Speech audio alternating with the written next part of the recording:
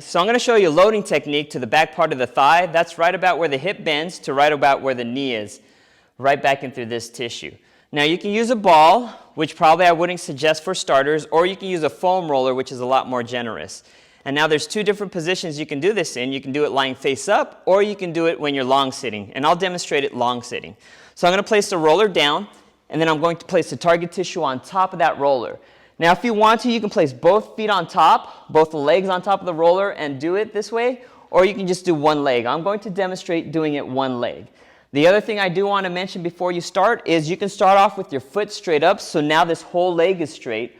You can torque the leg inward so it's spinning inward. Now I'm trying to get a little bit more on the inner back part of my thigh, or if I spin the leg outward, now I'm working more on the back outer part of my thigh. I'm going to demonstrate with just my foot pointing straight up.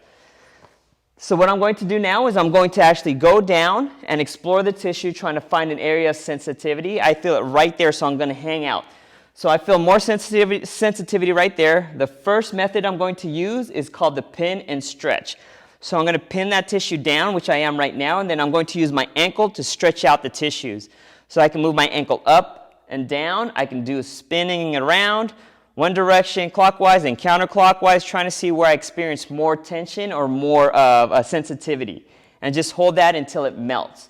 The other option is I can relax my foot and sit up taller and then relax. And then sit up taller and relax. So now I'm stretching the tissues going this direction towards my body versus when I'm moving my ankle, I'm moving the tissue this direction.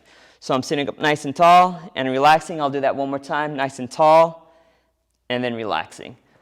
After I do that and it kind of melts out or desensitizes, then I can kind of go a little bit further until I find another area of sensitivity. And now I'll do the seek and destroy. So I sought this area that I need to work on, and now we'll destroy it, quote unquote. By destroying it, we're going to add a little bit more weight on top of it to add more load. So to add more weight, I can do a crisscross applesauce where I use the opposite leg and apply more pressure and weight on top of it.